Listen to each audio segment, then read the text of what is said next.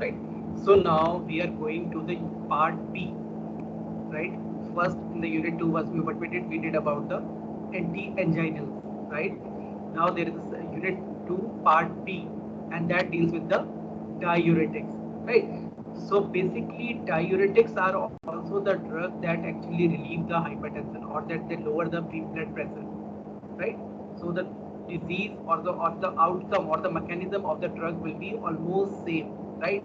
But these diuretics will be acting upon the kidney, right, where they will enhance the urine flow or the urine rate, right, urinatory rate basically. So in your syllabus basically we have 5 types of diuretics, right?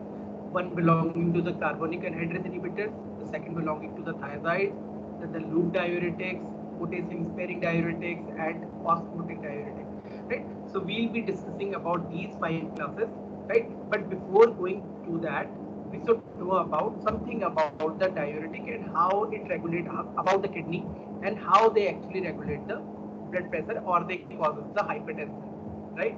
So this is the thing. Now,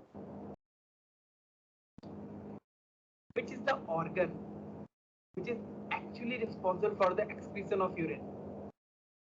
Anyone? Easiest question.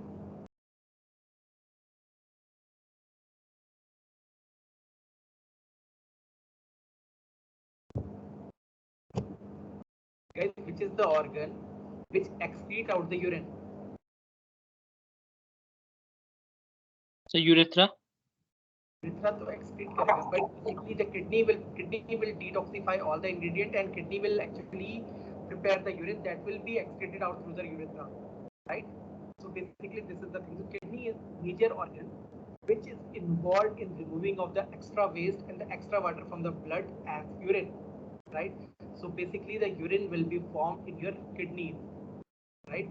So this is the thing. So basically your blood will get detoxified in the kidney. So functioning of the kidney is very vital, right?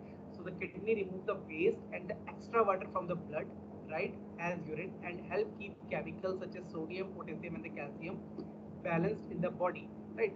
So in the other day class of what we were learning about the calcium and how it causes the vasoconstriction, right? That was elevating the blood pressure, right? So the kidney are playing a vital role in as such in maintaining the homeostasis, right? Now, second thing what the kidney do, kidneys also make some hormones that control the blood pressure, and the important hormone is the renin, right? The renin is one of the important hormones that is secreted by the kidney, and one other hormone that is secreted by the adrenal cortex is aldosterone, which also regulates the functioning of this kidneys, right? So our important purpose is to look for the role of kidney in the blood pressure. So basically there are the hormones that actually helps in controlling the blood pressure from the kidney, and also stimulate the bone marrow to make the red blood cells, right? So now, right, so now this is the fact. So all of the blood in our body passes through them, basically through the kidneys, right, about 40 times a day. So our blood is coming towards the kidney around 40 times per day, right? So kidneys are functioning about almost of we can say about 40 times, right? And if there is a problem in the kidneys, we have to go for the dialysis, right? That is an alternate to that thing, right?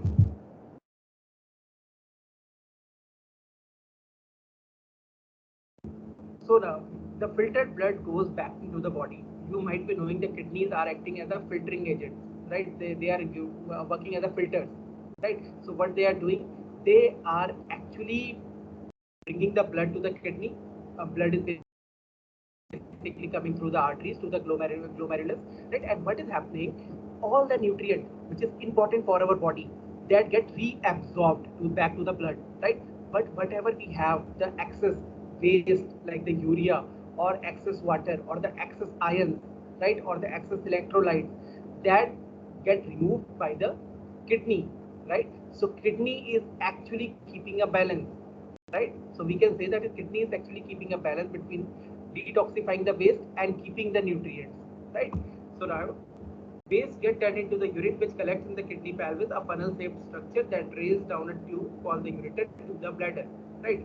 So this is the thing. So now we all know about the kidneys, right? So kidneys are the bean-shaped organs present in the abdomen region, right? So they are in the pair, right? Two kidneys are there, right? So these kidneys are connected to what? They are connected to the bladder and finally to the urethra.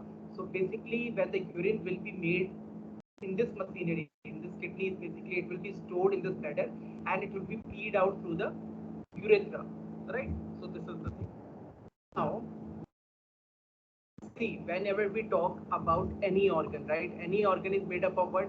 Any organ is made up of cells, and that cells combine to form a tissue, and that tissues combine to form a organ system, organ and organ system, right?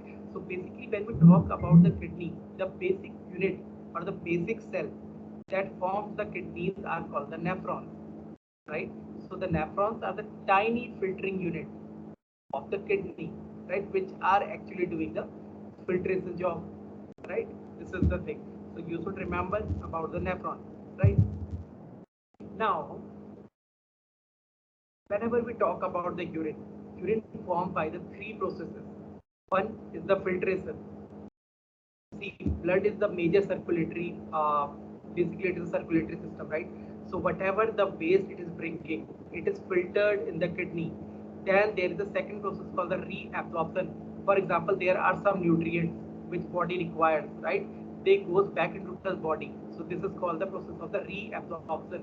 And then there is a secretion, right? Secretion of some ions or the electrolytes to the urine, right? So we'll be discussing about these three major principles of the urine formation. Then you can easily grasp this subject, right? So I'll be starting, right? So for example, just look at this figure. This is the structure of a nephron, right? This is basically how our nephron look like, right? So the starting at this side, we have the glomerulus, right? This is the glomerulus, or you can see in this figure, this is the glomerulus, right? This one. So what is happening in the glomerulus? Glomerulus is actually connected with the arteries that actually brings the blood to the kidneys, right? So what the glomerulus do? It filters the small solutes from the blood, right? So glomerulus is doing, it is doing the filtration job at the starting, right, from the blood, because all the arteries, for example, afferent arteriole is connected to this glomerulus, right? So all the waste which this artery is bringing is being filtered by this glomerular side, right? So this is the first thing. The second is the proximal convoluted tubule, this one, right? Then we have this thing. We have basically the convoluted tubule.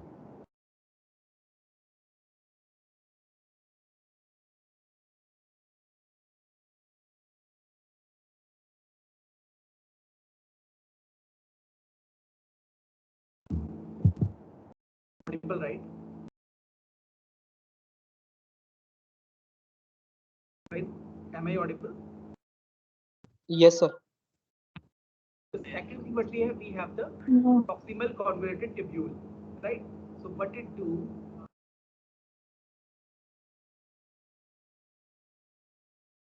Right. So basically, see, whenever the blood is bringing, this arteriole is bringing all the waste from the blood to this glomerulus. What it is doing? It is filtering everything, right? It is filtering everything, right? Whatever the blood is bringing, right? And then this afferent arteriole is carrying the pure blood, detoxified blood, right? So now, what is happening? This proximal, this second part, this proximal convoluted tubule is reabsorbing the ions, water, and the nutrients from those solutes, right? Whichever the waste or the solute this arteriole is bringing, that afferent one, what it is doing,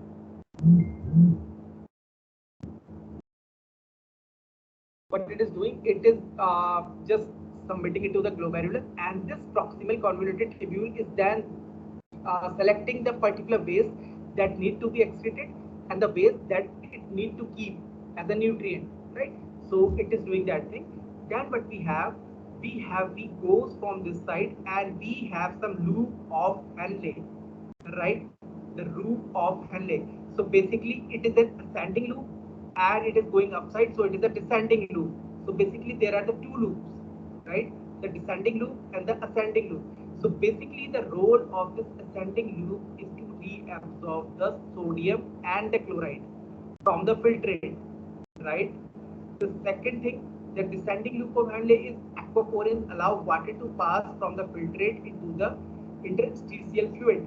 Now, I'll be talking about what is this interstitial fluid, what is the extracellular fluid, what is the intracellular fluid in the later class, right?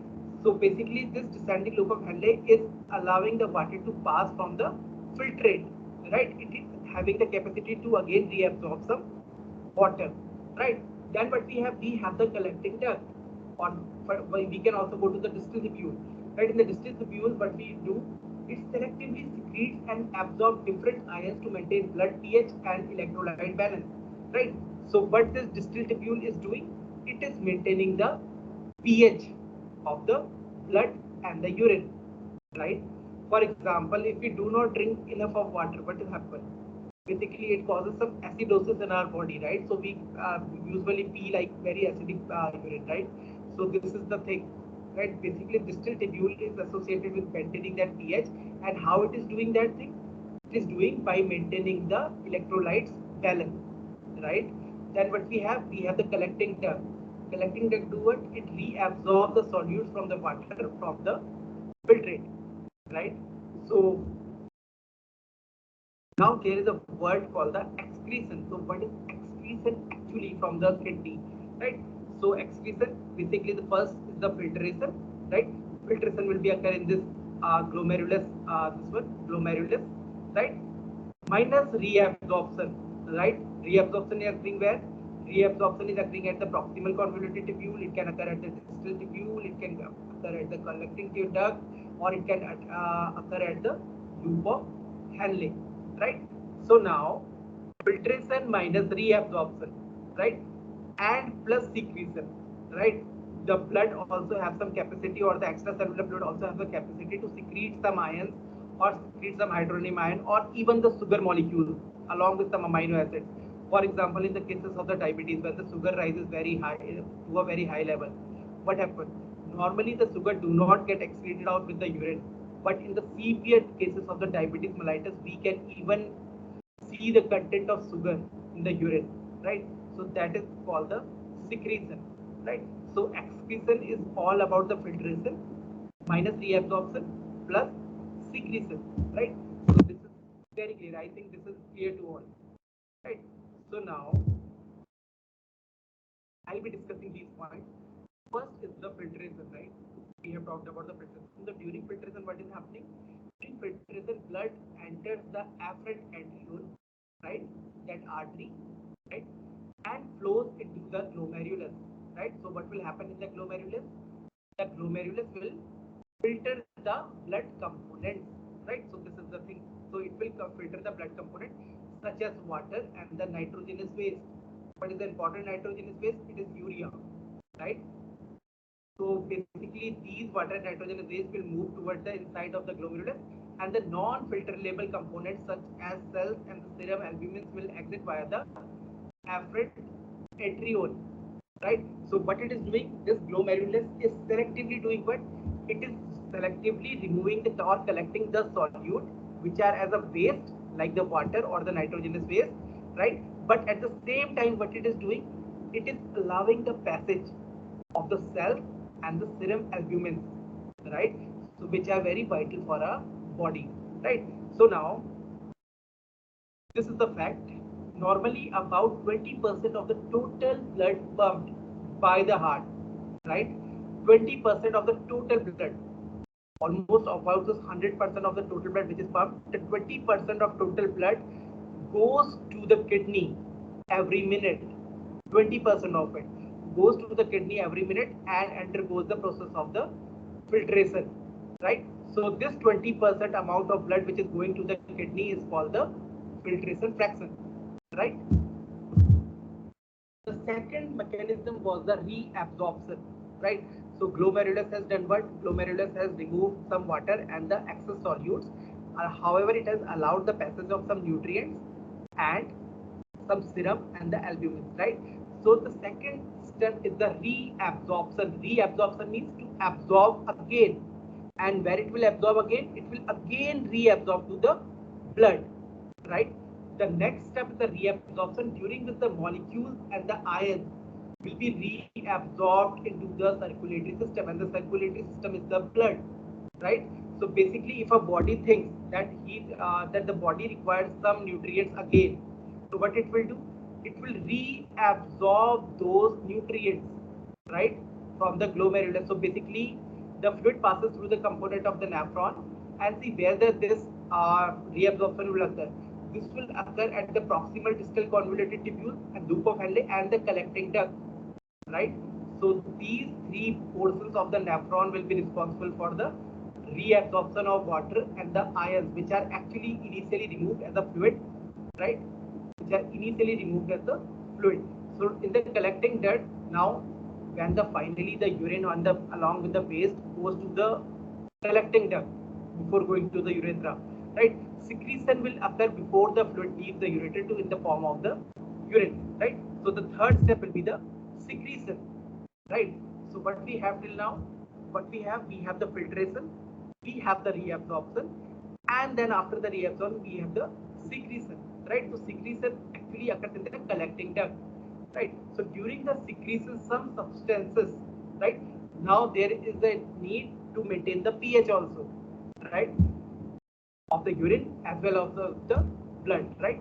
So what is happening during secretion? Some substances such as hydrogen ions, creatine, and the drugs will be removed from the blood into the collecting duct, right? The end product of all these processes is the urine, right? So by it is secreting some substances, it is secreting the substances to maintain the pH, right? But what we have to do, we have to maintain a homeostasis of pH between the urine and the blood. And to maintain that pH, what it is doing, it is releasing some, or it is secreting some hydrogen ions or creatine and the drugs, right? For example, the drugs that are excreted via the kidneys. So that drugs will be get secreted to the kidney and they will be removed from the urine, right? So this is the thing. The end product of all these processes is the urine, right? So kidney is doing what? Kidney is making the end product, which is called the urine, right? Which is essentially a collection of a substances that has not been reabsorbed. Now this is the important term, right? That has not been reabsorbed during the glomerular filtration or the tubular reabsorption, right? So this is the thing. Other thing, the other thing with the urine may have, urine is mainly composed of the water that has not been reabsorbed. This is the first thing. The other main component of urine is the urea, the nitrogenous base. Urine also contains many salts and other waste components. We all know this thing. The red blood cells and the sugar are not normally found in the urine, right? These things, the red blood cell and the sugar are not normally found in the urine, but may indicate. But during the stages of the glomerulus injury, right? So there might be the chances we can see some redness in the urine, right? That is because of the RBCs that are excreted out with the urine. And the secondly, the sugar, as I told earlier also, in the cases of the diabetes mellitus, right, the sugar component can be found in the urine, right? So this is all about the urine and about the kidney, right? So now, how this kidneys actually regulate the blood pressure, right? This is the important point, right? So now, kidney regulates the blood pressure by two main mechanisms, right? Firstly, by the regulation of the extracellular fluids, right, and through the enzymatic system, that is the renin-angiotensin system, right? So now, can anybody tell what is this extracellular fluid?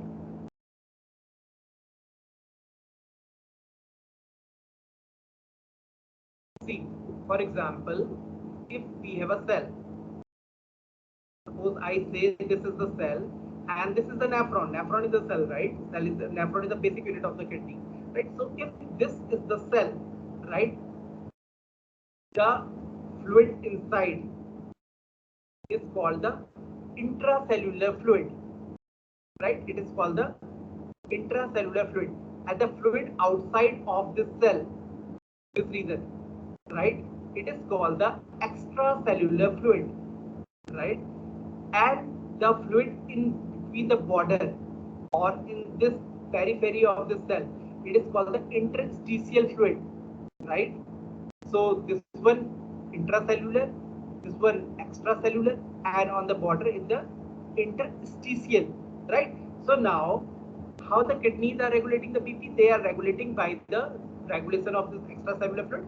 So what they are doing, they are regulating this extracellular fluid. So this extracellular fluid is very much important in regulation of a kidney and the regulation of the blood pressure. The second thing is through the enzymes. I told you about the renin, right? So renin and angiotensin mechanism. So we'll be studying about this thing. So how these both the process, the regulation of the extracellular fluid and the renin angiotensin mechanism actually plays a role in maintaining the blood pressure, right? So this is the thing. See, now what we have when there is a drop in blood pressure, right? So this is the same way how the drugs will also work, right? Suppose we say that there is a decrease in the blood pressure in the body, right? What happens? Our body has to maintain, right? Our body is actually having some homeostasis mechanism, right? Whenever there is a decrease in the blood pressure or there is an increase in the blood pressure, the body normally tries to adjust to it, right? By either doing the vasoconstriction or vasoconstriction when there is a less BP, right? And the vasodilation, right? And the vasodilation, right? So now what we have, whenever there is a drop in blood pressure, right? Kidney do what? Kidney releases an enzyme called the renin, right?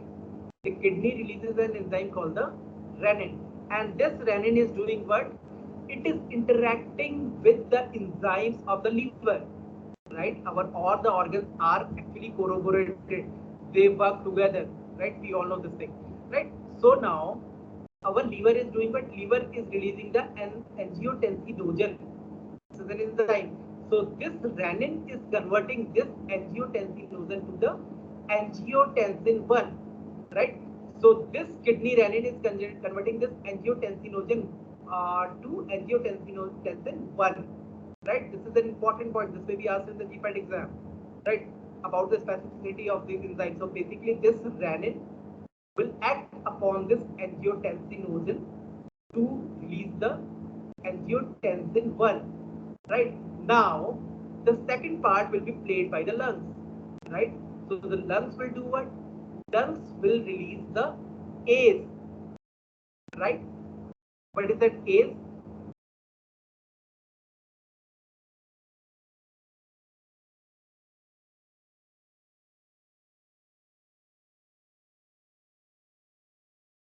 What is ACE?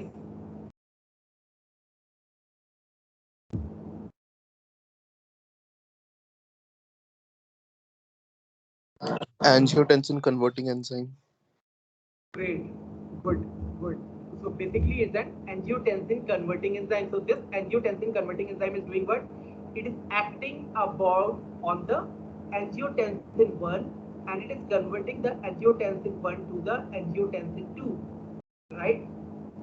So this is angiotensin converting enzyme was one of the important enzyme you might have heard recently about this thing in the COVID-19. So this was the enzyme where the spike protein was interacting with, right? The spike protein of COVID-19 or the SARS-CoV-2, right? It was interacting with this enzyme, right? This enzyme is present in a large amount, in the majority of amount in our respiratory tract, right? So basically making us more vulnerable to the SARS-CoV-2, and the males have the higher expression of this ACE, right? Right? So this was the reason why the males were more fatal for the SARS-CoV-2 as compared to the female, right? So this was the ACE. So now two enzymes are there. One is the renin, right? So renin is doing what? It is converting the angiotensinogen to the angiotensin 1, and from the lungs it is the angiotensin converting enzyme which is converting the angiotensin 1 to the angiotensin 2, right? So this angiotensin is an important enzyme, right? It is doing now, it is playing the role in three sides. Firstly, in the CNS, in the heart, and in the kidney, right? So what it is doing, first thing, it is directly acting on the heart and it is causing the vasoconstriction, right? This is the first thing. So it is directly acting on the heart and it is causing the vasoconstriction, right? The second thing, it is acting on the adrenal cortex and it is allowing the release of the aldosterone, right? We'll be discussing about the mechanism of aldosterone later, right? Just you should remember about these terms, right? And it is acting again on the CNS, right? Hypothalamus, right? And it is releasing a hormone called the antidiuretic hormone, right? Antidiuretic hormone. So antidiuretic hormone is regulating our thirst, right? So what is happening now? See, the first thing, when it is acting on the heart directly, what will happen? There will be a vasoconstriction, and when the vasoconstriction will happen, what will happen? The blood pressure will increase, right? The blood pressure will increase because of that constriction, right? And second thing, when it is acting on this thing, the hypothalamus, what it is doing, it is increasing our thirst and it is increasing the antidiuretic hormone. So whenever thirst is increasing and this antidiuretic hormone is increasing, what it do, it do not allow the fluid to pass through the urine. For example, if we are not drinking sufficient amount of water, right, we get very acidic and the concentrated urine, right? We all know we basically what, the high acidic and the concentrated urine, right? So this is the enzyme which is responsible for that. For example, if you are drinking less water, so this enzyme will do what? This enzyme will actually decrease our urine flow, right? And when we drink sufficient amount of water, this hormone will be not activated, leading to the frequent urination, right? So these are the two things. Now, if you are drinking the water and this hormone is released, what will happen? It will increase the ECF, extracellular fluid volume, right? It will increase the extracellular fluid. For example, if when you are drinking too much of water, you may feel some pressure in your kidneys or in your bladder, right? This is the common thing, right? So this is the first thing. The vasoconstriction is doing what? It is elevating the blood pressure, and this aldosterone, it is doing what? It is allowing the salt and water retention, right? So it is allowing the water and the salt retention, right? So now what will happen? What will happen? Cumulative effect. Cumulative effect of this angiotensin 2, what will happen? Vasoconstriction will occur. This is the first thing. So but vasoconstriction will do what? It will increase the blood pressure, right? The second thing, the second important thing is we will not be urinating so fast, right? So if we will not be urinating so fast, what will happen? The extracellular fluid in our body will increase, right, along with the retention of the salt and the water, right? So this aldosterone will again retain some water, and again we are getting some high amount of water by this thirst and by this activation of this antidiuretic hormone. So all these things are doing what? They are elevating the blood pressure, right? So this is just a write-up, right? So ECF is increased by the increase in sodium reabsorption is followed by the water reabsorption. So basically it increases the BP to the normal level, right? So now when there is a drop in the blood pressure, so this system is actually making the blood pressure optimized, right?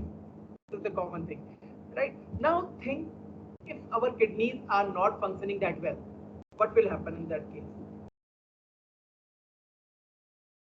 For example, if I say my kidneys are not functioning that well, firstly, it will impact this renin, right? The renin may release, but that may release in the less amount or not release at all if their kidneys are severely damaged, right? Chronic kidney diseases, what we call CKD, right? So in this case, if the kidneys are damaged, what will happen? This angiotensinogen will not be able to get converted to the angiotensin 1, right? So this is the first thing, right? This is the first thing. So if the kidney become non-functional or the damage, right? So what it will do, it will not be able to regulate the fluid.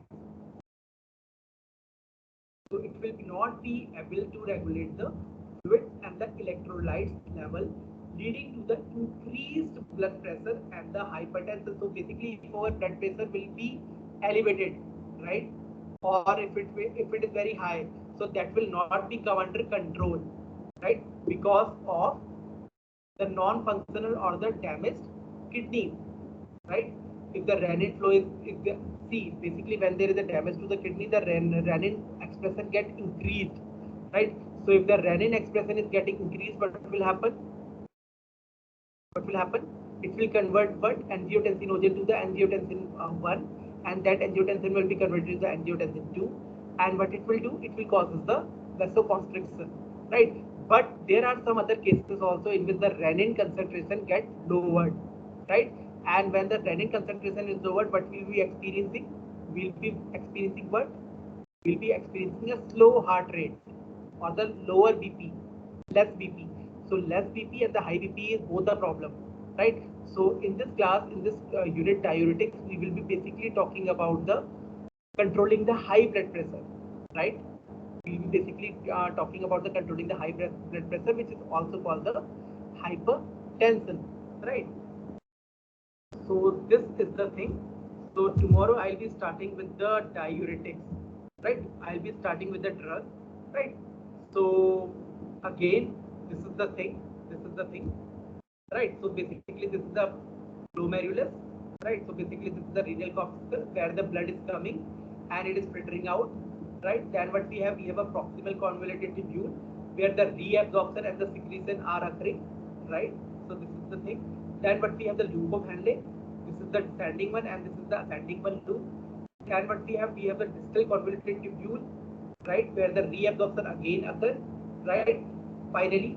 And then what we have the collecting duct. Collecting duct is doing what? It is collecting the waste in the form of urine in the bladder, right? So this is the thing. So any doubts or any queries now? This is the basic. This is the basic, right?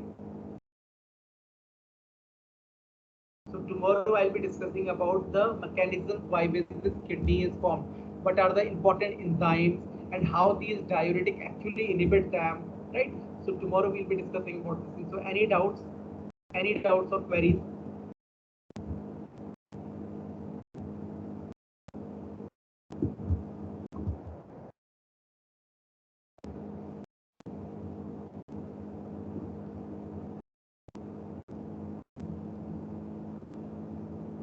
So if there are no doubts, what I'll do, I'll be just summarizing the thing what we have done today, right? So what we have done, we have started with the kidneys, right? Because we want to learn about the diuretics, so we have to learn about the kidneys and how it functions, right? So I told you about the kidneys, that they are the bean-shaped organ present in the abdomen, right? The basic unit of the kidneys are the nephron, right? So the nephron is the basic unit. So what we have in the nephron, we have a glomerulus where the blood comes from the afferent arteries and it the solute or the waste get filtered, right? Then what we have the convoluted tubule, we have the loop of Henle, and we have the collecting duct, right? So what is happening when the blood is coming to the glomerulus or the starting or the Bowman capsule, what we call, right? So what is happening? The solute are getting separated out, right? So now if the body thinks that it need to keep some solutes, right, as a nutrient, so what it will do? It will do the reabsorption, right? And then there will be some secretion, for example the secretion of some drugs, secretion of the electrolytes, secretion of the hydronium ion or the hydroxyl ion, basically to maintain the pH of the blood at the urine, right? So we have talked about this thing. The second important thing, we talked about how the kidneys are involved in the maintaining of blood pressure, right? So what we have discussed? We have discussed two important things. One was the regulation of the extracellular fluid, ECF, right? And the second thing was the enzymatic system, that is the renin angiotensin pathway, right? So what the renin angiotensin pathway is doing? Renin is releasing from the kidney, right? So you should remember this, the renin are always released from the kidney. So renin is doing what? It is converting the angiotensinogen 1, angiotensinogen to angiotensinogen 1, right? So this was the first thing. Then that angiotensinogen was releasing from the liver, right? So you should remember the coordination, right? How the kidney, liver, and your lungs are coordinated together to maintain the pressure, blood pressure levels, right? So the liver is doing what? Liver is releasing an angiotensinogen. So that angiotensinogen is acted upon by the renin, and it is converting to the angiotensin 1, right? Then what is happening from the lungs? What we have the ACE, angiotensin converting enzyme, right? So what that is doing? That is converting the angiotensin 1 to the angiotensin 2, right? And that angiotensin 2 is playing a vital role in maintaining the blood pressure. So what it is doing, it is showing the three major effects. In the heart, it is causing the vasoconstriction, right? Then what we have, then in the CNS is, it is basically what it is doing, it is increasing the urge to drink water. Basically, it is increasing our thirst, right? Secondly, it is releasing what? It is releasing the anti-diuretic hormone that is controlling or regulating our urine flow, right? And the third thing, it is acting on the adrenal cortex. Adrenal cortex is a small organ that is present above the kidney, right? So what it is doing, it is releasing an enzyme called the aldosterone, right? And that aldosterone is doing what?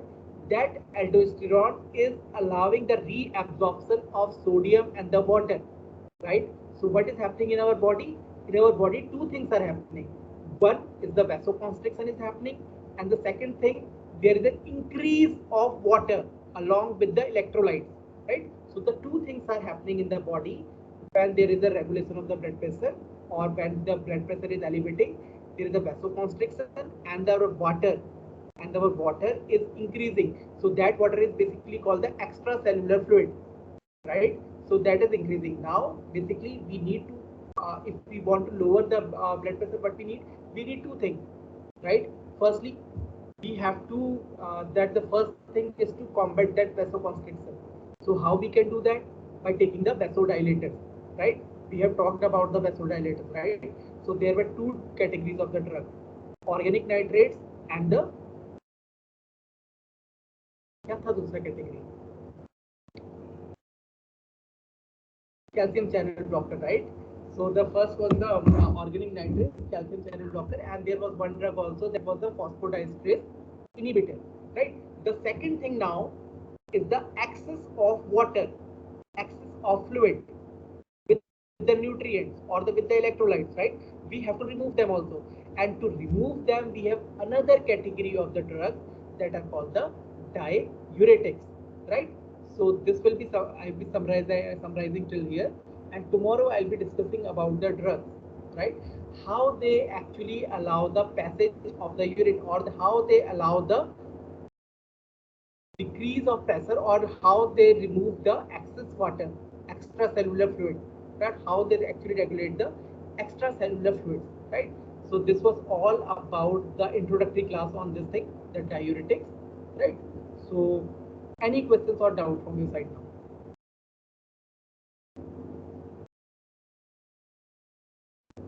Any questions, queries or doubts? कुछ समझ में नहीं आया तो you can ask.